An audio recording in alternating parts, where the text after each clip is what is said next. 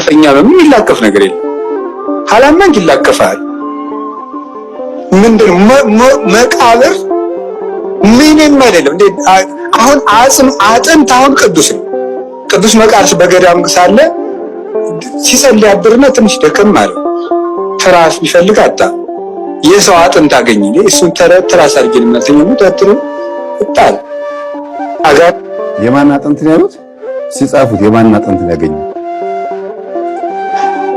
ሲጸልይ ያድርና ትንሽ ደከም ማለት ትራስ ቢፈልግ አጣ የሰው አጥንት አገኘ እሱን ትራስ አድርገን መተኛው ተጥሩ ይጣል አጋንንት አውቀው ሊያስፈራሩት ሌሊት እንሂድ ይላሉ አውቀው አጥንት ውስጥ እኮ ነው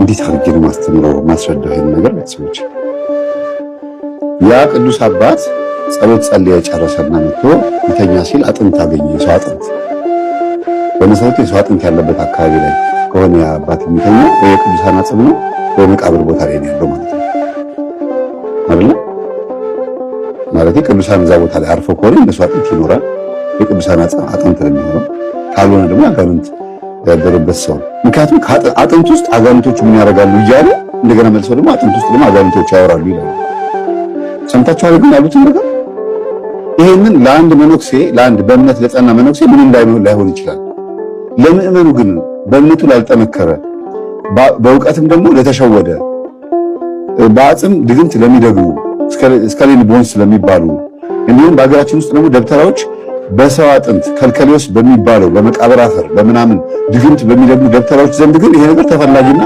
አጋንንትን ጎታች ለሆኑ ሰዎች ትልቅ የአስማት መንገዳቸው ነው። ለምን መቃብር ቦታ ላይ የሚቀመጡት ታዲያ የመቃብር ቤት ለምን አስፈልገ? ምንም ስለማያደርጋቸው ነው። መቃብር ቦታ ላይ የሚያስፈራ ኃይል የለም። እንደዚህ አይነት ቦታ ላይ የተቀመጠ አጋንንት የለም። እና ራሱ አጥንት ውስጥ ደግሞ አጋንንት እንሂድ እያሉ ያወራሉ አሉ። ይሄንን የሰማው ጻድቁ ቅዱስ ሆኖ ነው በጸሎቱ ብዛት ሊሆን ይችላል። ይሄንን ግን መስማት ያልቻሉ ሌሎች ሰዎች ደግሞ ይኖራሉ ነው። ይሄን መስማት ያልቻሉ ግን አለ እያሉ ነው። አጥንት ውስጥ ግን አጋንንቶች ይለፈልፋሉ እያሉ ነው። ስሟቸው አሁን ከትራሳችሁ ውስጥ የሆኑ ሰዎች በጣም ብዙ ሰዎች እንሂድ እንዴ አይነት ከባድ ነገር ነው መሰላችሁ። እንሂድ አይናት ጻድቃን እንደው ልባቸውን መቼ ነው የምናገኘው? ምን አለ መሰላችሁ ከሆነላችሁ ሄዱ እንደው ግርም ያደረገው እኮ እኔ እንደው ተነስቼ እንደው አይገባኝ ነው እሄዳለሁ እንጂ እንዴ ከቻላችሁ ስትሄዱ ለምን ብሎ ማለት ነው። አያችሁ እምነት አሁን የቅዱሳን እምነት ነው። ይሄንን እምነት ነው መማር ያለብን። ይሄ ምንድነው? ቅዱሳን አጋንንት የፈለገ ነገር ቢለፈልፉ ቢያወሩ ቅዱሳን ሰግደው ጾመው ጸልየው ሲተኙ አካላቸውን ቀድሰውት ስለሆነ ለእግዚአብሔር ሰጥተውት ስለሆነ ቦታቸውን አክብበውት በደንብ አድርገው በቃ ማንነታቸውን ሰጥተው ስለሚተኙ ምንም አይሆኑም ነው አይደል? ህዝቡም እንደዚህ እንዲሆን ነው የምናስተምረው። ግን አጥንት ውስጥ ድምጽ እንዳለ የሰው አጥንት ውስጥ ሲጀምሩ ምን አለሳቸው? ይሄ መቃብር ስፍራ ምናምን እንደዚህ ምንም ነገር የለም እያሉ እንደገና ደግሞ ከአጥንት ውስጥ ደግሞ ድምጽ ተሰማ ይላሉ። ሲሆን መሆን የነበረበት አጋንንት አጥንት ውስጥ ሳይሆን ይሄን ቅዱስ አባት ሊፈትኑ የመጡ ሰዎች ሊፈትኑ የመጡ አጋንንቶች በዛ ቦታ ላይ መቼም ቢሆን ትተውት እንደማይሄዱ ይሄን ሰውዬ ለሲኦል እናግደዋለን አያሸንፈንም ብለው እልከኛ የሆኑ መናፍስት እዛ ቦታ ላይ አብረውት እንዳሉ ግን ማደሪያቸው ግን አጥንቱ እንደሆነ መናገሩ በቂ ነበር። እናንተም ደግሞ በመቃብር ስፍራ ስትሄዱ ይሄን ጸሎት ጸልዩ፣ ምክንያቱም ያው አጥንቱ ላይ መናፍስት ያወሩ ነበረ ማለት አይሻልም? ምንም የለም እንዴት ይባላል? አሁን ደፍሮ የሚሄዳለው እሳቸውን ተናገሩ። አይ በቃ አባ ገብረ ኪዳን ይሄን ብለዋል፣ ስለዚህ መቃብር አያስፈራም ብለሽ አዳም ትሄጃለሽ? እውነት ትክክል ነው። እስቲ በማታ አይደለም በመቃብር ቦታ በማታ ጭር ባለ ቦታ ላይ መሄድ ይችላል አይደለም? አጥንቱን ላይ ያሉትን መናፍስት ሌባ እንኳን ፈርተናል ሽንት በሽንት ምን ነው። ስለዚህ የሆነ ነገር ለህዝብ ሲነገር መነኩሴ ተኮር ስብከት ህዝብን የመነኩሴ ተኮር ስብከት እያመጡ ህዝብን ቀሽም አድርጎ ወይ ምንም ነገር እንደማይነካቸው ማጎረሙ መናገር ጥሩ አይደለም። መጽሐፈ መነኮሳት እነዚህ ማር ይስሐቅ፣ አረጋዊ መንፈሳዊና ፊልክስዩስ የሚባሉት ላይ ገብታችሁ ብታዳምጡ እኮ ብታነቡ በጣም ነው የምትደነቁት። ሰይጣን እንዴት ሰዎችን እንደሚጥል፣ መነኮሳት እንዴት አድርጎ እንደሚያሸንፋቸው፣ እንዴት ማሸነፍ እንዳለባቸው፣ እነሱም እንዴት እንደሚፈትናቸው፣ ውስጣቸው ገብቶ እንዴት እንደሚያሰቃያቸው በደንብ አጎል የሚናገረው እንዴት በብልሃት እንደሚያሸንፉት፣ በትህትና በፍቅር በጾም ጸሎት በስግደት ብቻ እንዳልሆነ በደንብ አጎል የሚናገሩት። እንደው ተጨንቆ ሰይጣን እንዴት እንደሚፈትን ቢወጣ ከሶስቱ መጽሐፍት ውስጥ አንደኛው መጽሐፍ ብቻ አጋንንታዊ ፈተናዎች እንዴት እንደምናሸንፍ ነው የሚያሳየው። ሁሉም ገጽ ተጨምቆ የገጹ ብዛት ቢታይ ሰይጣን እንዴት እንደሚፈትን አረጋዊ መንፈሳዊ ብቻ ያክላል ፈተናው ብቻ። አቡነ ሽኖዳ ጽፏል የዲያብሎስ ፈተናዎች ብለው የዲያብሎስ ውጊያዎች ብለው። ሌሎችም አባቶች ማነው ርቱዕ ሃይማኖት በደንብ አድርጎ ጽፏል በዚህ ጉዳይ ላይ አጋንንት እንዴት ሰው እንደሚፈትን። አቡነ ዜና ማርቆስን እስቲ ገላቸውን አንብቡት እስቲ ጉድ ነው የምታዩት። እዛ ላይ በተአምራት እንዴት እንደሚዳል እንዴት አድርገው ዲያብሎስን ድል እንደሚያደርጉት ቅዱሳን አባቶቻችን አፈር ሆነው ወርደው ራሳቸውን ዝቅ አድርገው እንዴት እንደሚያሸንፉት ሁሉም መጽሐፍ ቅዱስ ከራእይ ከዘፍጥረት ጀምሮ እስከ ራእይ ድረስ ሲጀምርም ዲያብሎስ እንዴት እንደጣላቸው ነው የሚያሳየው። ሲጨርስም እንዴት ዲያብሎስ ወደ እሳት ባህር እንዴት እንደተጣለ ነው የሚያሳየው መጽሐፍ ቅዱስ። ይሄ ሲጀምር መጽሐፍ ቅዱስ መጀመሪያ ላይ የሰው ልጅ ፈተና ምን እንደሆነ የሚናገረው የመጀመሪያው ላይ ገና ሲጀምር፣ ከዛ ቀጥሎ ደግሞ ወደ እሳት ባህር እንዴት እንደተጣሉ ነው የሚናገረው። 5 ውሾች እነሆ በቶሎ እመጣለሁ፣ ለእያንዳንዱም እንደ ስራው መጠን ከፍለው ዘንድ ዋጋዬ ከኔ ጋር አለ። አልፋና ኦሜጋ ፊተኛውና ኋለኛው መጀመሪያውና መጨረሻው እኔ ነኝ ይላል እና መንፈሱና ሙሽራይቱ ና ይላሉ። የሚሰማም ና ይበል፣ የተጠማም ይምጣ፣ የወደደውንም የሕይወትን ውሃ እንዲሁ ይውሰድ ይላል እና አመፃም ወደፊት ከላይ ስትመጡ አመፀኛው ወደፊት ያምፅ፣ ርኩሱም ወደፊት ይርከስ፣ ጻድቁም ወደፊት ጽድቅን ያድርግ፣ ቅዱሱም ወደፊት ይቀደስ ይላል።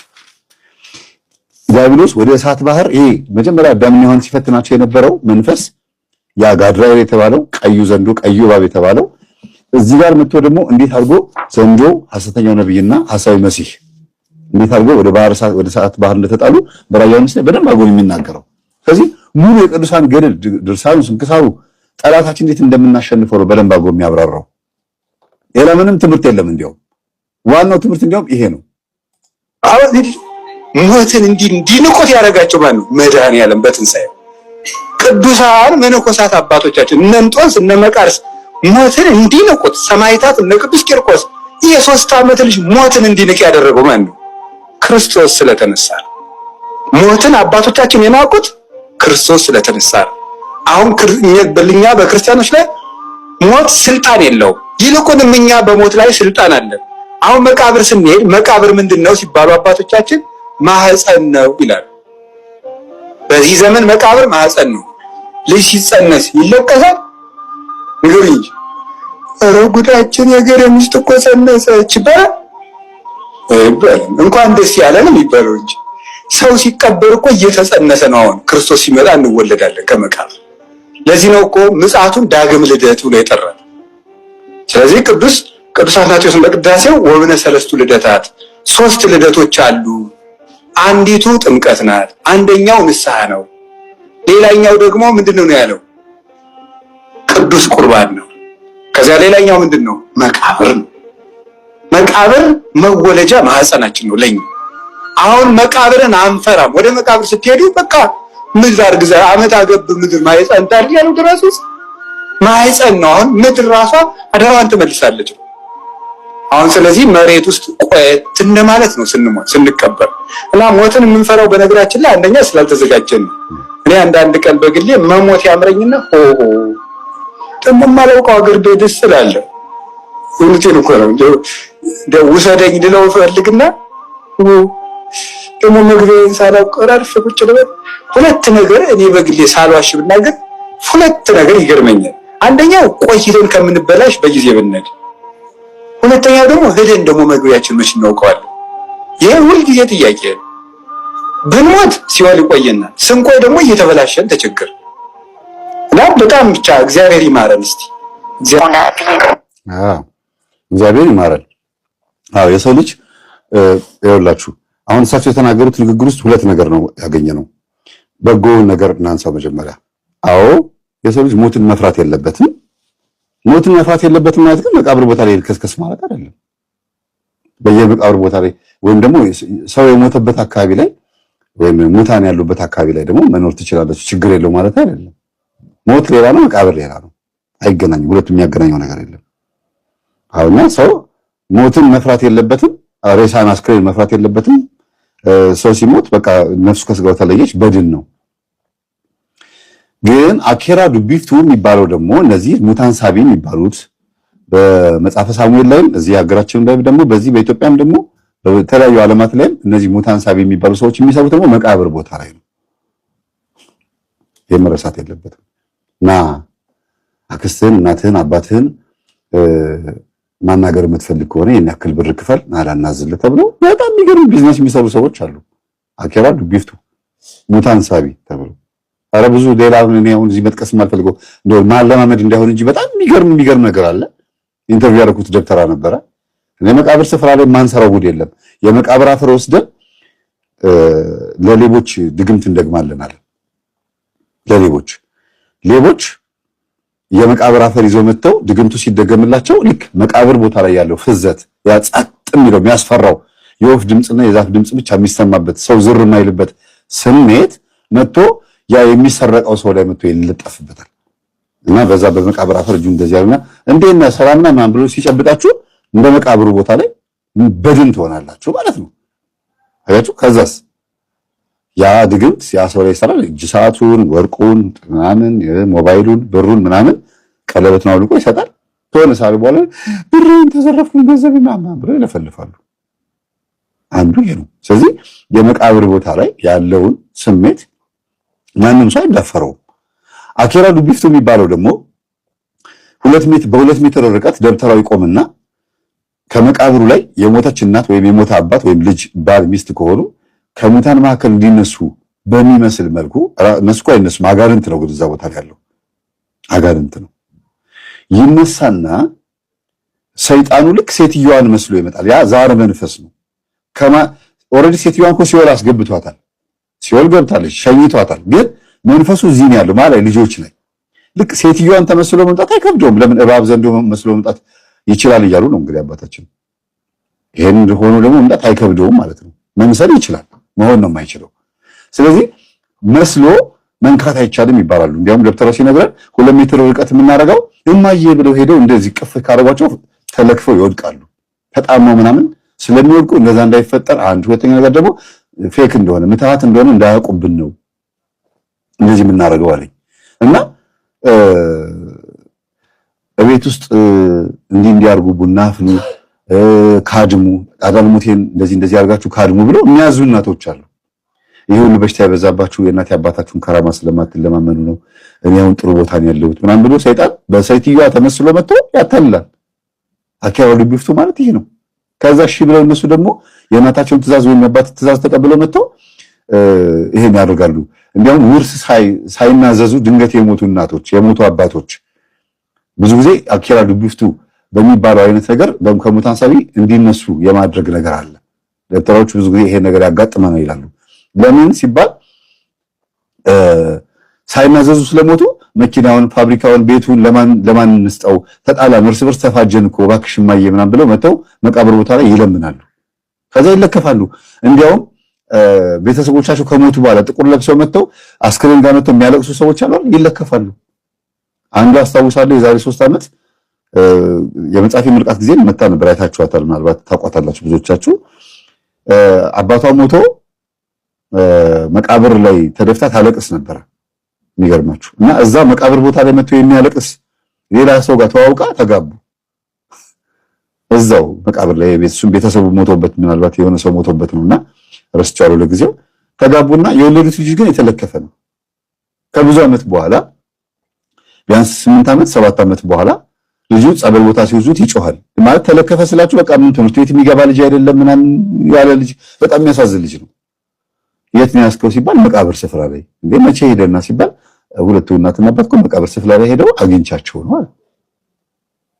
እና መቃብር ቦታ ላይ የለም መንፈስ አይለክፍም። ይለክፋል። በደንብ ነው የሚለክፈው። የቡዳዎችም ስራ ብዙ ጊዜ እንደዚህ ነው። መቃብር ቦታ ላይ መጥተው ቀን በቡዳ ይበሏቸውና ያፈዟቸው ያደንዟቸው በድን ያደርጓቸዋል። የሞቱ ነው ተብለው እስኪባሉ ከዛ እገሊት ሞተች ተብሎ ይለቀሳል። ንፍሮ ይቀቀላል፣ ድንኳን ይተከላል። ተቀበረች ተብሎ ቀብረዋት ሲመለሱ ሌሊት መጥቶ በጅብ የሚመሰሉ ሰዎች ከመቃብር ቦታ አውጥተው ይወስዳሉ። ይሄ ተረት አይደለም። በአካል ራሳቸው የመሰከሩት ነው። ሰዎች የዚህ ቤተሰብ ነን ብሎ የተናገሩ አሉ። እና ብዙ ጉድ አለ መቃብር ስፍራ ላይ፣ በጣም ብዙ ጉድ አለ። ደብተራዎችስ መቃብር ስፍራ ላይ አይደለም እንዴ አንዳንድ አስማትና ድግምት የሚሰሩት ተንኮል የሚሰሩት መስተፋቀር የሚደግሙት? የማነው ጸጋ ታደሰ ጸጋ የሚባል የመናፍስቱ በሸለቆ ውስጥ ወይም የመናፍስቱ መንደር የሚለውን ጋዜጠኛ ነው። እየተዘዋወረ ደብተራዎችን ኢንተርቪው ያደረገበት መጽሐፍ ነው። የባህር ዳር ሰው ነው። አንብቡት መጽሐፉን፣ በደንብ ይጠቅማቸዋል። ግዞተኛው ጂኒ የሚል ደግሞ መጽሐፍ ጽፏል አይደል? ግዞተኛው ጂኒ ነው ስደተኛው ጂኒ? ግዞተኛው ጂኒ። በቃ ደብተራዎችን ነው ኢንተርቪው ያደረገው። ልክ እንደ ሐሽማል እንደ ማዕበል ፈጠነ ደብተራው ማለት ነው። እና የእውነት ነው እየሄደ ጠንቋዮች የሚጠነቁሉበት ቦታ፣ ደብተራዎች የሚደበትሉበት ቦታ እየሄደ ነው ሁሉ ነገር ያየው አይቶ ነው የጻፈው። ከዛ ውስጥ አንዱ ገና መጽሐፉ ሲጀምር በጣም የሚገርም ገጽ በጣም የደነገጥኩበት ነው። ከቤተ ክርስቲያኑ ጀርባ መቃብር ቦታ ላይ ደብተራው ሴቷን ተገናኛት፣ ምናምን ቀብቶ ተገናኛት። የምትፈልጊው ነገር እንዲከናወንልሽ ልጅ እንድትወልጂ ምናምን ነይና ሌሊት 7 ሰዓት ነው 8 ሰዓት 9 ሰዓት አካባቢ ላይ መቃብር ቦታ እንገናኝ ብሎ ሄዶ ተገናኝቷት ነው እንደዚህ ሆነው ብሎ ጻፈ። መጽሐፉ ላይ ያለውን ነገር ነው ጻፈው። ይሄ ደግሞ በአካል የሚመሰክሩም አሉ። ለምን ሲባል መቃብር ቦታ ምን እንደሆነ ይታወቃል። ስለዚህ ብዙ ሰዎች ዲያቆን የተለከፈ ዲያቆን ያውቃሉ። ሌሊት ከቤት ወጥቶ በመቃብር በኩል አልፎ ነው ወደ ቤተ ክርስቲያን የሚገባው። ሌሊት ጸላይ ሰናት ቆሟል። አይኑ በቃ ያብረቀርቃል አለ። ቆሟል መቃብሩ ላይ አለ። በስመ አብ ወወልድ ያሉ መዝሙሩ ላይ እየጸለይኩኝ ያለፍኩት አለ። በቃ ዲያቆን በጣም እና አመመኝ ተለከፍኩ አለ። አንድ ወር ከምናምን ቀን ጸበል ተቀምጫለሁ አለ። ስላየሁት ብቻ እኮ ነው ያለው። አይኑ ፍም ነው የሚመስለው አለ። ስላየሁት ብቻ በቃ ሰውነቴ ተረበሸ፣ ተንቀጠቀጥኩ አለ። ከዛ ታመምኩ፣ ተቅማጥ ሸርተቴ ላይበሬ ታሽበላ አጣደፈኝ አለ። አንድ ወር ከ15 ቀን ጸበል ተጠምቄ ድኜ ነው ወደ ቤተ መቅደስ እንደገና የገባሁት አለ ዲያቆን። ስለዚህ የእውነት ነው የምላችሁ ኮፒ ፔስት የምታደርጉ ማይሆን ነገር የምትጽፉ ሰዎች አቆሙ። ብሩክታይት አቆሚ። ብርቱካን ኮፒ ፔስት የምታደርጊ እኔ እንትን ነው የማደርግሽ፣ ሪሙቭ ነው የማደርግሽ።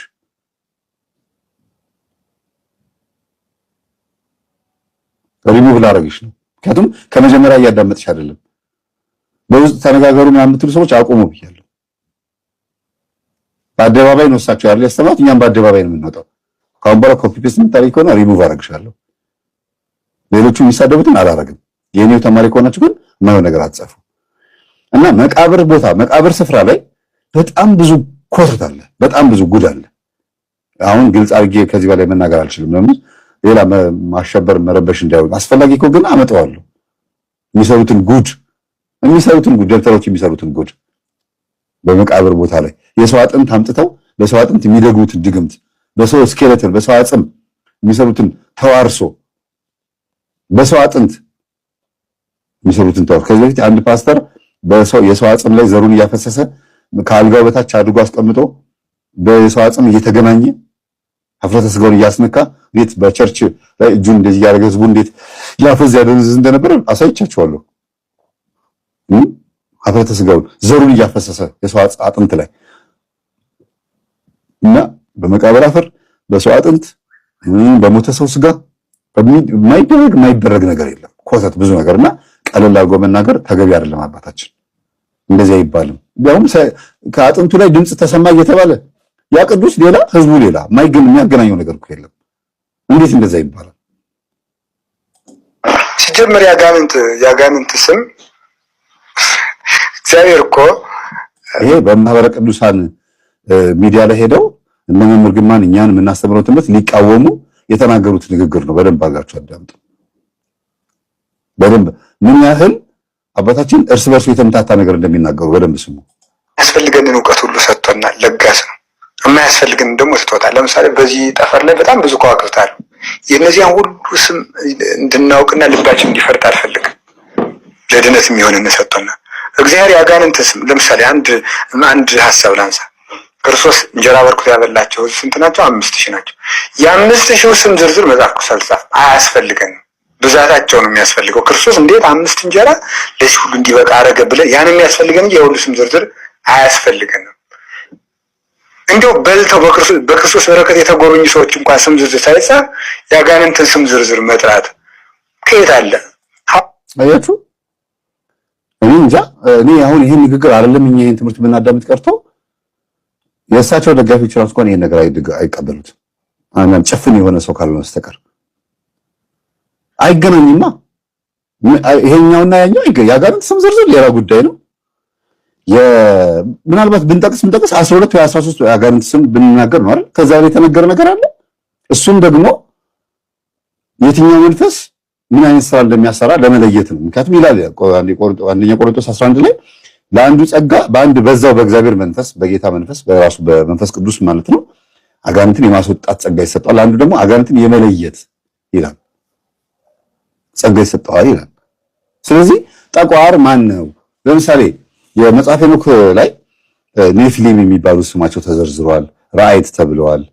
እንደገና እነዚህ የተማማሉት ደግሞ 200 ምናምኖቹ በተራራ ላይ የተማማሉት ማለት ነው ኤረሪያ በማን ነው ማን የሚባለው ተራራ ላይ ተማምለዋል። በቃ እርስ በርስ እንጠባበቅ እኛ ኮከብኤል፣ ጭሙኤል፣ ግሙኤል እንደዚህ የሚያስቁ ብሎ ተናግሯል መጽሐፈ ሄኖክ ላይ። ላምጣላችሁ በእናታችሁ ይሄን የሚያደርግ ነው ብሎ ቅዱስ ሄኖክ ነብዩ ሄኖክ ማለት ነው። በጣም ይገርማል። ታዲያም ለምን እግዚአብሔር እንደምን እንደዚህ ያረክ እያሉት ነው ወይስ ምንድነው? እኔ እኮ አልገባኝም። መጽሐፈ ሄኖክ ይኸው መጽሐፈ ሄኖክ ምዕራፍ 2 እንዲህ ይላል።